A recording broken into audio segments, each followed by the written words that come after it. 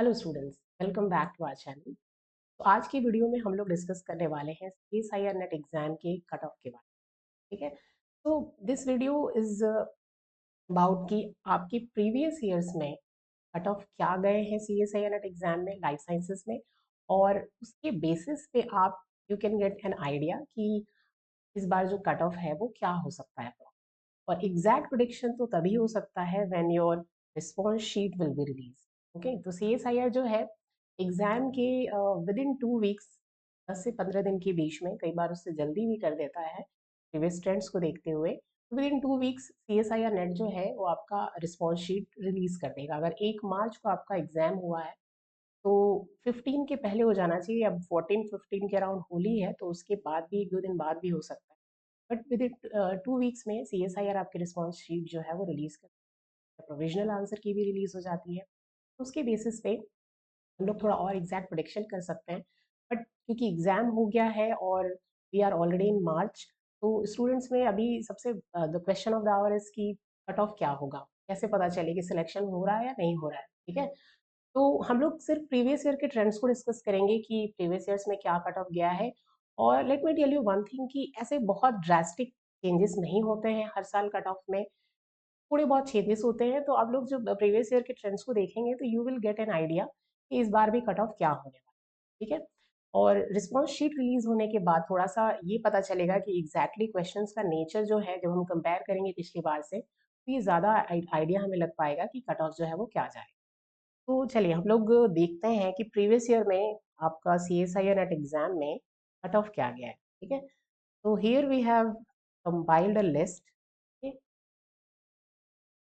तो एक तो बड़ा कंफ्यूजन ये होता है स्टूडेंट्स को कि ये परसेंटाइल में जो स्कोर जा रहा है, तो आई नो कि अब स्टूडेंट्स को पता है कि percentile and percentage is not the same thing.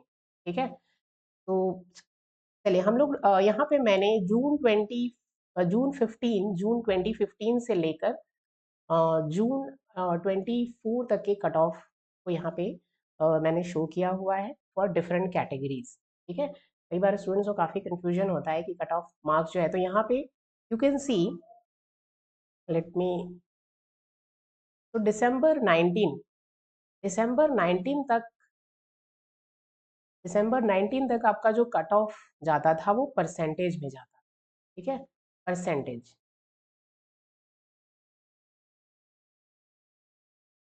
लेकिन दिसंबर 19 के बाद यानी 2021 टू अब जो भी इस फेज में जो भी आपका कट ऑफ है वो किस में जाता है, परसेंटाइल स्कोर। ठीक है, तो परसेंटाइल स्कोर जो है फिर उसको नॉर्मलाइज किया जाता है, नॉर्मलाइजेशन होता है, क्योंकि यहाँ पे 2 शिफ्ट में आपका पेपर होता है। तो काफ़ी सारे इसमें एक CSIR ने फॉर्मूला भी दिया है, बट उसमें आपको इतना डीप रिसर्च करने की ज़रूरत नहीं कि अब कैसे नॉर्मलाइजेशन किया जाता है। ठीक है, क्योंकि उसमें काफ़ी सारी चीज़ें होती हैं। टोटल कैंडिडेट्स को देखा जाता है, दोनों शिफ्ट में कितने कैंडिडेट्स हैं, और फिर जो टॉपर होता है दोनों शिफ्ट का, तो जैसे कि अगर शिफ्ट 1 है आपका, तो शिफ्ट 1 में जिसके भी हाईएस्ट मार्क्स हैं तो उसको क्या दिया जाता है, 100 परसेंटाइल। और फिर उसके बाद और फिर शिफ्ट में दोनों शिफ्ट में कितने स्टूडेंट्स अपीयर होते हैं, सब CSIR ने एक फॉर्मूला बनाया है कि किस तरीके से वो मार्क्स को नॉर्मलाइज करते हैं। ठीक है, तो जो टॉपर होता है उसका कितना, उसको 100 परसेंटाइल कंसिडर करके फिर उसके बेसिस पे आपको परसेंटाइल स्कोर दिया जाता है। तो परसेंटाइल स्कोर कैलकुलेशन करने की आपको जरूरत नहीं, हम जो प्रीवियस ईयर है उसके ट्रेंड्स को देखेंगे तो आप लोगों को आइडिया लग जाएगा कि कितना कट ऑफ जाता है।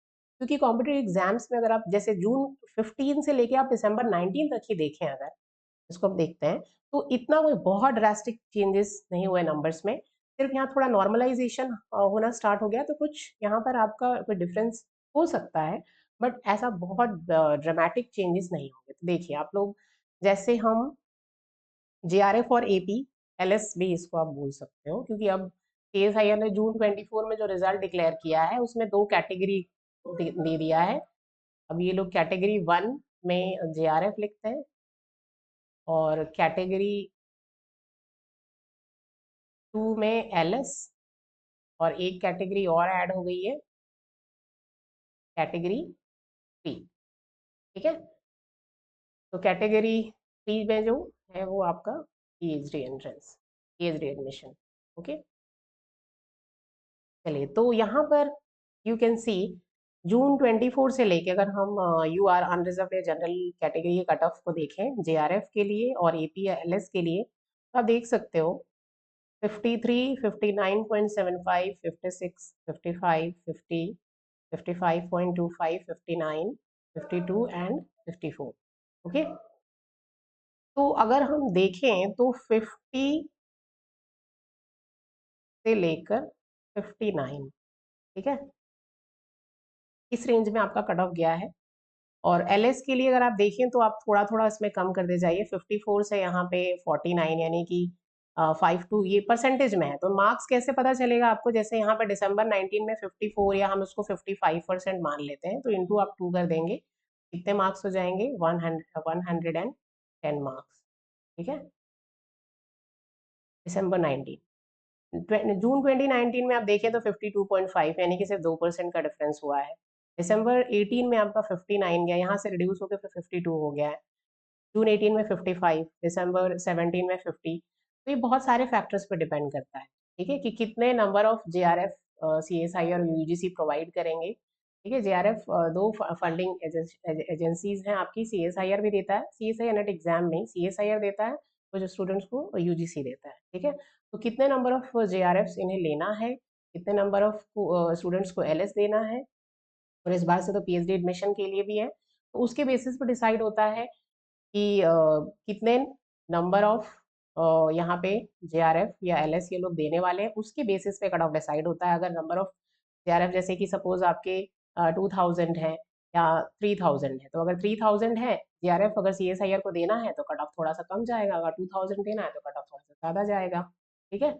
और उसके बाद जो डिफ़िकल्टी लेवल है कि कैसा एग्ज़ाम है आपका, उस पर भी डिपेंड करता है, ठीक है। ऐसा बहुत ज़्यादा चेंजेस नहीं होते हैं डिफ़िकल्टी लेवल के बेसिस पे, क्योंकि एग्जैक्ट डिफिकल्टी लेवल को प्रेडिक्ट नहीं किया जा सकता है, ठीक है।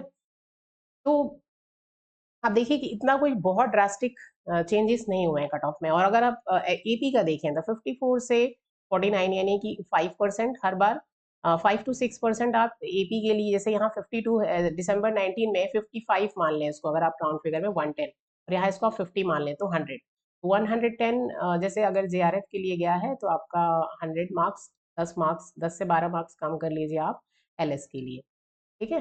तो सब में आप देख सकते हो, जैसे यहाँ पे 52 गया है, यहाँ 47, तो यहाँ भी 5% मतलब कि 10 मार्क्स, ठीक है।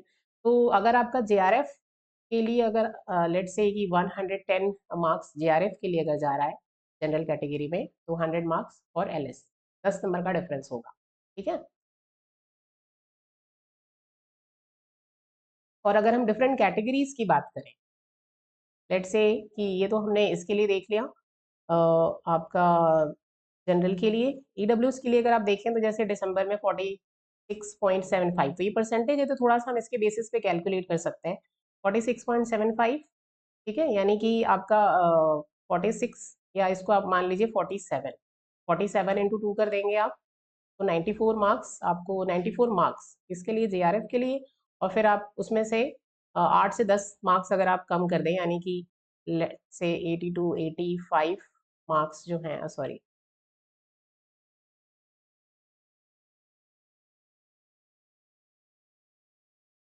ठीक है, 85 to 90 मार्क्स फॉर एलएस, इसके लिए ईडब्ल्यूएस के लिए, ठीक है। जैसे कि हम इधर देखें अगर ओबीसी में, तो just give you an idea, इस चार्ट को आप देखिए थोड़ा सा ये समझ सकते हैं कि प्रीवियस में कट ऑफ में ऐसे कुछ बहुत ड्रामेटिक चेंजेस नहीं है, थोड़ा बहुत 2-3% इधर उधर जाता है कट ऑफ जो है आपका। जैसे यहाँ ओबीसी का अगर आप देखें दिसंबर 19 की हम बात कर रहे हैं, 45%, यानी कि 90 मार्क्स आपको जेआरएफ के लिए चाहिए, और फिर और 5% यानी कि 10 नंबर और कम कर दीजिए, 80 मार्क्स आपको एलएस के लिए चाहिए, ठीक है। एससी की बात करें तो यहाँ पे 38, यानी कि 39, ठीक है, इसमें आप 2 से मल्टीप्लाई करें तो आपका मार्क्स आ जाएगा 9, 2 9 18, 3 2 6 78 मार्क्स फॉर जेआरएफ, और इसमें से 10 नंबर आप कम कर दीजिए तो 68 मार्क्स फॉर एलएक्स, 8 से 10 नंबर, ठीक है। जैसे यहाँ एसटी के लिए 30.25, तो 33 इंटू 2 कर देंगे आप, तो यहाँ पर 66 फॉर जेआरएफ, और फिर आप यहाँ से 8 से 10 नंबर यहाँ कम कर देंगे, ठीक है, 60, 55 to 60, तो इसमें आपको एलएस, ठीक है। तो इस बार की अगर हम कट ऑफ की बात करें तो क्योंकि आप देखिए दिसंबर के बाद परसेंटाइल में स्कोर जो है वो रिलीज होता है और स्टूडेंट्स को इसमें काफ़ी कन्फ्यूजन होता है। तो इतना ज़्यादा आपको स्ट्रेस लेने की ज़रूरत नहीं है। अगर हम जनरल के कट ऑफ की बात करें तो I always say to my students की जो सेफ स्कोर है, क्योंकि आप हमेशा बाउंड्री पे अगर रहेंगे तो हमेशा ये रहेगा कि एक दो नंबर भी इधर उधर हुआ तो फिर चांसेस है कि ना हो। ठीक है, तो जो सेफ स्कोर होता है वो 115 टू 120 होता है आपका और JRF। ठीक है, और आप इससे ज़्यादा लाते हैं तो फिर तो वेल एंड गुड।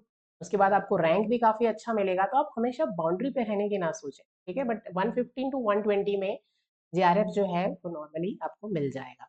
ठीक है, और अगर हम LS की बात करें तो आप फिर जैसे कि यहाँ पे आप देख सकते हो इन सारे ईयर्स में LS के लिए अगर कट ऑफ जो है, क्लियर दिस, कितना डिफरेंस है सारे ईयर्स में JRF और LS के लिए कट ऑफ में आप देख सकते हो। इसी से प्रीवियस ईयर के ट्रेंड से ही हम कुछ बता सकते हैं। 54 से 49 यानी कि यहाँ पे 5% यानी 10 मार्क्स, 52 47 यहाँ पे 5% यानी 10 मार्क्स का डिफरेंस है ऑलमोस्ट। तो यहाँ पे आप 115 से 120 की जगह 15 समझ लें, 15 से 110 फॉर LS।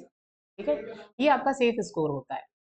नॉर्मलाइजेशन की वजह से थोड़ा बहुत इधर उधर डिफरेंस हो सकता है, 2-4 मार्क्स इधर उधर हो सकते हैं। तो अगर आप 120 के अराउंड स्कोर कर रहे हैं तो ये आपका एक सेफ स्कोर होता है। पेपर अगर थोड़ा टफ गया है, डिफिकल्ट था, तो डेफिनेटली 110 से 115 मार्क्स पे भी आपको JRF मिल जाता है। ठीक है, और इसके बेसिस पे फिर आप OBC EWS के लिए भी प्रोडिक्ट कर सकते हैं कि जैसे EWS का, जैसे अगर हम यहाँ देखें तो 54 और 46। ठीक है, तो 10%, 8% का डिफरेंस है, 8 से 10% का। तो ठीक है, 10 से 15 नंबर आप इसमें रिड्यूस कर लीजिए। जैसे कि 115 है तो 90, 90 टू 100। ठीक है, 100 जो है वो सेफ स्कोर होगा। ओके, 100 से 105, 100 से 105 जो है वो सेफ स्कोर होगा EWS JRF के लिए। और अगर LS की बात करें तो इससे आप 10 नंबर और इसमें कम कर लीजिए, 90 टू 100 फॉर LS। ठीक है, और अगर हम OBC की बात करें, OBC, ठीक है, ओके, तो इसी के अराउंड आप 100 से लेके 105 इसी स्कोर के बीच माने, क्योंकि जहाँ पे आप देख सकते हो कि यहाँ AWS में और OBC के स्कोर में यहाँ तो डिफरेंस है, लेकिन अगर हम जनरल और इसके बेसिस पे देखें तो जैसे 54% यहाँ पे गया है आपका जनरल का, और यहाँ पे आप देखिए 45। ठीक है, यानी कि आपका 5 से 10% का डिफरेंस है। यहाँ भी जून में 52 गया है तो यहाँ पे 43, मतलब 9 से 10% यानी कि आपका जो 20 नंबर के अराउंड जो है वो डिफरेंस जाता है। जैसे 115 है, अगर 120 अगर आप जनरल में सेफ स्कोर है JRF का, तो आप 100 से 105 OBC के लिए मानिए कि ये JRF के लिए। ठीक है, और फिर इसमें से आप 10 नंबर कम कर दें, 90 टू 100, तो यू कैन गेट LS। ठीक है, तो इस तरीके से हम लोग एक सेफ स्कोर आपको बता सकते हैं, और इतना ज़्यादा आपको अभी don't have to be worried about the expected cut off. तो इसी के अराउंड जाता है, इतना ही आपका एक लैग होता है कि इस पर्टिकुलर इतने से इतने मार्क्स के बीच में आप लाएंगे। जैसे जनरल के लिए आयोलस से कि आप 120 अगर लाते हैं तो ये सबसे सेफ स्कोर होता है। 120 से और अच्छा अगर आप लाते हैं तो you can also good get a good rank in JRF। Okay, आपको 2 डिजिट रैंक मिल सकता है। टॉप 50 में चाहते हैं तो आप और उससे अच्छे मार्क्स लाएं। अगर आप चाहते हैं कि टॉप 50 में मेरा स्कोर हो तो फिर आप और हाईएस्ट मार्क्स को टारगेट करिए। ठीक है, बट JRF मिलना ही itself is a big deal. तो इतना ज़्यादा आपको रैंक के लिए भी स्ट्रेस लेने की ज़रूरत नहीं है। ओके, तो और ये PWD के लिए है, जो JRF ये वही यहाँ पे आपको ईयर नहीं लिखा हुआ है, दिसंबर 19 के पहले का है, और ये दिसंबर 19 के बाद का है, ये लास्ट आपका जून 2024 का। ठीक है, तो यहाँ पर आप देख सकते हो, अगर मार्क्स में देखें तो 25% JRF के लिए, और यहाँ PWD नहीं, यहाँ पे L, ठीक है। तो 25%, अब देखिए यहाँ पे 25 JRF और LS दोनों के लिए ऑलमोस्ट उसी के अराउंड प्रीवियस ईयर सारे ईयर्स में गया हुआ है कट ऑफ। और यहाँ पे मैंने एक चीज़ आप लोगों के लिए ये कंपाइल की है, क्योंकि जैसे यहाँ पे मैंने केमिकल साइंस का इसलिए लिया है क्योंकि केमिकल साइंस जो है, या फिजिकल साइंस या मैथमेटिकल साइंस, प्रीवियस अभी लाइफ साइंस का ही परसेंटाइल स्कोर आता है, बट लेकिन जो बाकी के साइंसेस हैं, केमिकल, फिजिकल, मैथमेटिकल साइंसेस, तो इनमें अभी भी परसेंट स्कोर जो है वो दिया जाता है, और यहाँ पे कट ऑफ मार्क्स भी परसेंटेज में आते हैं, ठीक है, तो मार्क्स मिलते हैं। तो यहाँ पे इन लोगों का अभी तक मार्क्स मिलते हैं। यहाँ पे सिर्फ मैंने इसलिए लिया है so that you can see कि आप प्रीवियस ईयर्स के ट्रेंड को देखिए, तो क्या कट ऑफ में आज से 10 साल पहले दिसंबर 14 में और जून 24 में क्या कुछ बहुत ड्रास्टिक चेंजेस हुए हैं, ठीक है। जैसे कि दिसंबर 14 अगर आप देखें 52%, और अभी जो जून का एग्जाम है 55%, और इसमें जितने भी कट ऑफ आप देख रहे हैं ये सब क्या परसेंटेज स्कोर्स है, ठीक है, JRF के लिए और LS के लिए। तो ऐसे कुछ बहुत ड्रास्टिक चेंजेस नहीं हुए यहाँ पर, ओके। तो यहाँ पे लाइफ साइंस में भी आप लोग ये ना एक्सपेक्ट करें कि अगर दिसंबर 14 में 54 गया है, तो यहाँ पर अभी जून 24 में बहुत ड्रास्टिक चेंजेस हैं। सिर्फ नॉर्मलाइजेशन की वजह से कुछ डिफरेंसेस हो सकते हैं, क्योंकि CSIR मार्क्स को नॉर्मलाइज करता है, बट ऐसे बहुत ड्रास्टिक चेंजेस, बहुत मेजर चेंजेस नहीं होंगे, ठीक है। तो अब आप लोग, अब क्योंकि वी आर ऑलरेडी इन मार्च, तो don't worry about these things. आप लोग अब नेक्स्ट अटेम्प्ट के लिए यू स्टार्ट योर प्रिपरेशन, क्योंकि काफ़ी अनप्रिडिक्टेबल अभी टाइमिंग का जो है कि कब एग्ज़ाम होगा।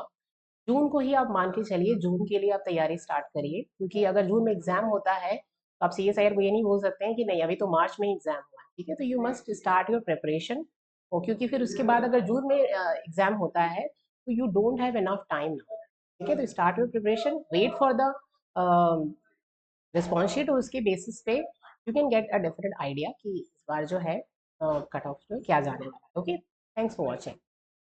आई hope this video will help you to understand कि, और खास करके फॉर दोज स्टूडेंट्स जो first time who have attempted the CSIR NET exam, okay. Thank you.